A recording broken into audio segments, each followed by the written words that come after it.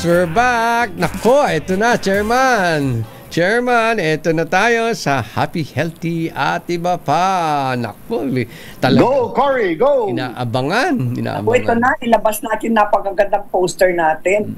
O di, syempre, cool ka. Nakalabas pa yung dila. Cool ka lang. Nakalabas pa yung dila nung poster natin na Cory. Nako, oo, syempre. Okay, cool ka lang kahit walang aircon. Number one, kailangan may ventilador po tayo. Pero saan po natin, asan po ang direksyon ng ating ventilador?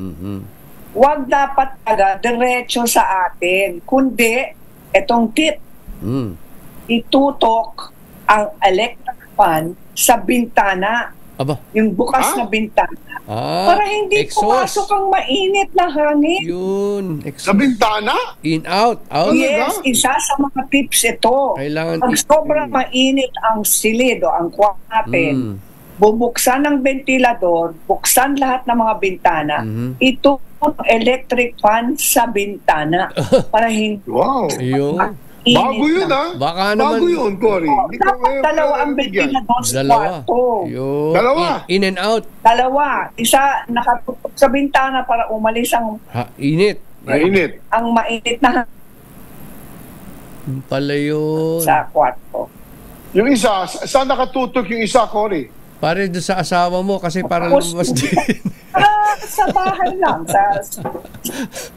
Yes, tama. Yan. Yes. Tapos, number two, kailangan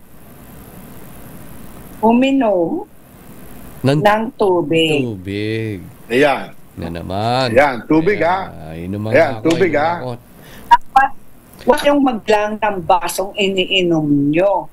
Basta inom po kayo at inom ng tubig.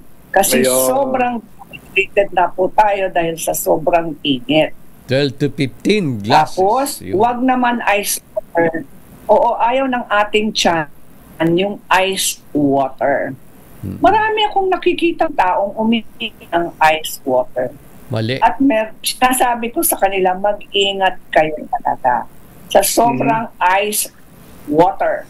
Kasi mainit ang katawan, mainit ang bituka, tapos papasukan nyo yan ng malamig na iisya. Ay, hindi pwede yun. Masyasyak yun. Shock. Oo. Hindi masaway ang mga tao, basta inom pa rin. Oo. Tapos, maligo kayo. Naku. Yung mga short showers, pero frequent, mas maraming showers, kahit banlaw lang ng tabo, isang banlaw lang. Ayan siya yung nakakatulong sa ating katawan, sa pagbaba ng init ng loob ng ating katawan. Okay. Tapos kung tayong tuwalya sa Nate, ilog natin sa ice water. Yun, lalagyan ng ice water yung tuwalya. Okay. Yes.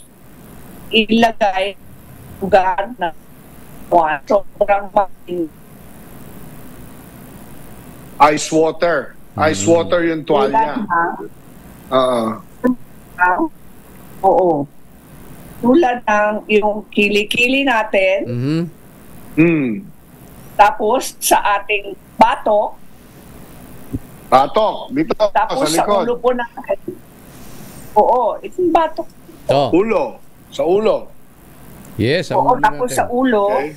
Okay. Tapos pwede din sa likod ng tuhod. Sa likod ng tuhod. Okay. Okay yun, ha? Ng tuhod. Okay. Yan. Tapos naman, ito. Drink cool. Oo. Tapos number 5, uminom po tayo ng mga makakatas na prutas. Yes. Yan. Kagaya ng... Dami niyan. Marami. Ano yung mga makakatas? May calamansi, may orange, may watermelon. Okay. Limit ang sugar.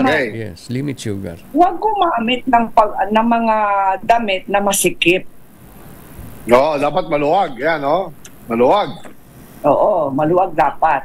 Tapos, ito naman. Huwag tayong kumain ng maanghang na pagkain.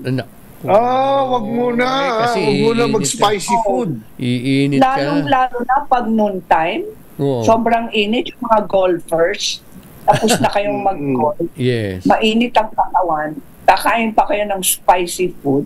Lalong tataas ang inyong temperature. Yes. Yung mga bikers, delivery, naku, huwag muna kayong kumain ng maanghang.